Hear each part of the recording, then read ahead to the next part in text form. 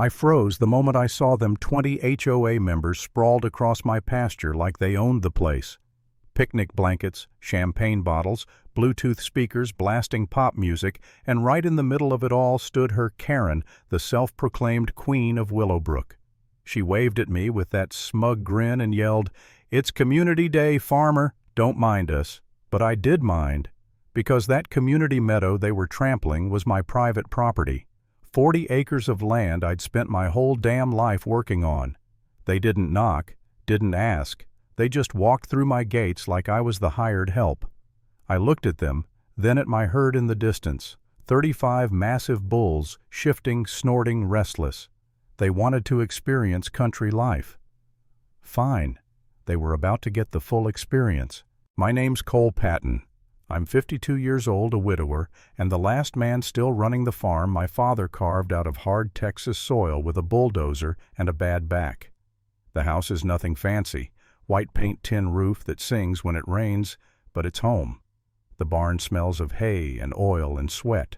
Behind it, 2 big pastures stretch south and east, dotted with oak trees and water troughs. That's where my bulls live. Big solid Angus and Charolais crosses each one built like a freight train. They're calm most days, but cross their line, and they'll remind you what 1,000 pounds of muscle can do. I used to think life was simple: work hard, stay honest, mind your fences. Then the subdivision showed up. Willowbrook Estates, cookie-cutter homes, manicured lawns, SUVs lined up like parade floats every morning. And of course the HOA Homeowners Association, the great self-appointed moral compass of suburbia. They came with their rule books and measuring tapes deciding how tall mailboxes could be and what color beige was acceptable. My farm had been here long before their cul-de-sacs, but that didn't matter to them. Especially to her. Karen, mid-40s, tanned, year-round platinum hair so stiff it could deflect bullets. She introduced herself like she was royalty Karen, HOA president. The first time we met, she leaned over my fence and said, "If you joined the HOA, we could help you modernize this rustic look." I told her I liked my rustic look just fine. From that day on, she made it her mission to civilize me.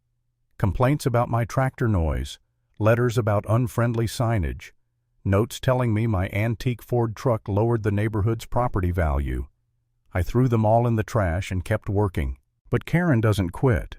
The day she led a nature walk for the HOA kids and left my gate open, almost letting my bulls escape, I realized ignoring her wasn't going to cut it.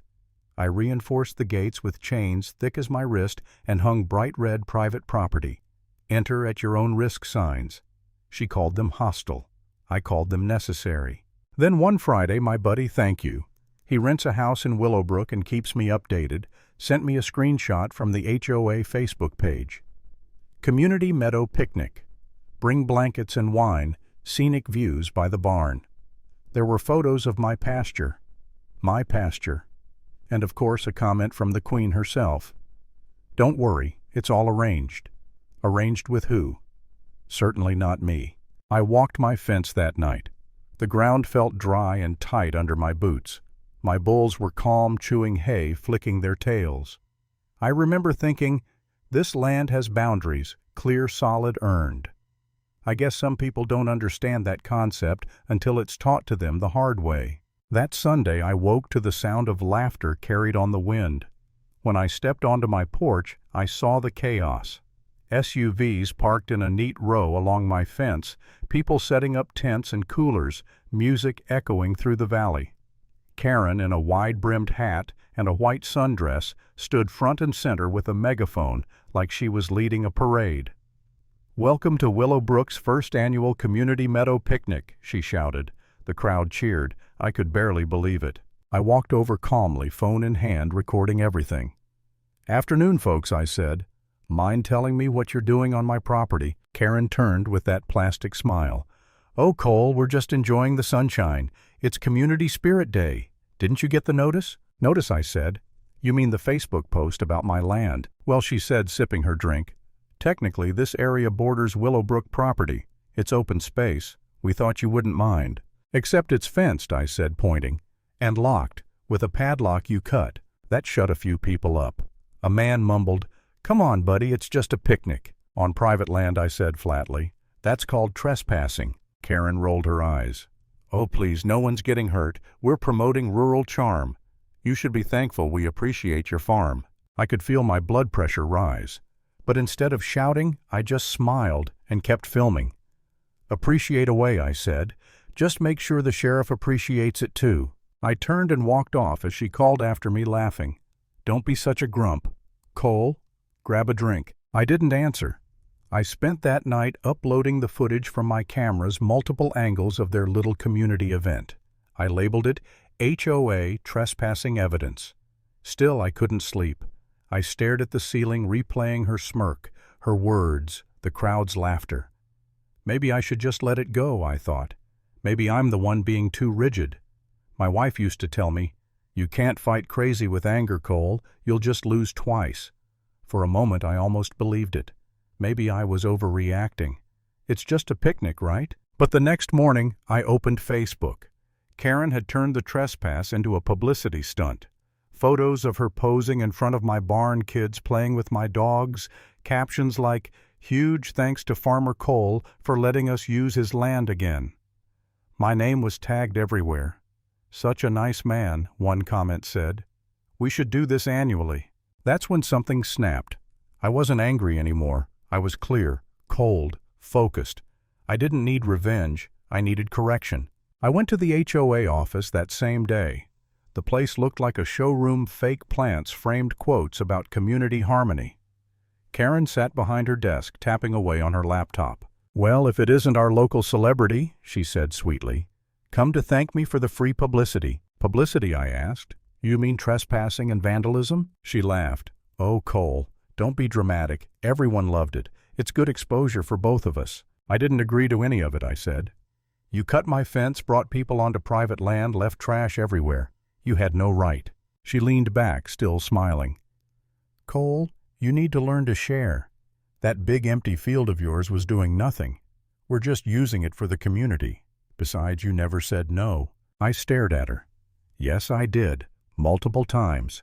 In writing on the fence on the signs you called aggressive." She gave a fake laugh.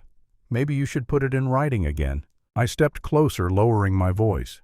"Next time you set foot on my land, I won't be so friendly." She raised an eyebrow.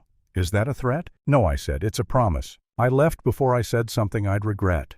But as I drove home, I knew this wasn't over.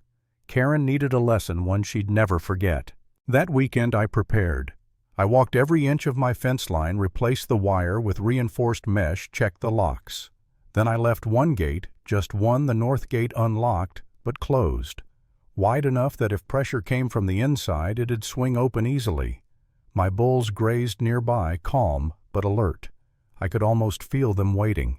Then I saw it. New flyers pinned across Willowbrook. Willowbrook Summer Picnic. Same beautiful meadow. Karen's name right there on the bottom. I laughed under my breath. "All right, Queen Karen," I said. "Let's see how your kingdom handles the countryside." Saturday arrived hot and bright. From my porch I watched the parade, SUVs, convertibles, even a food truck. They came back bigger, louder, dumber. Karen showed up last, stepping out of her Mercedes like she was stepping onto a red carpet. Megaphone in hand, she yelled, "Good morning, Willowbrook.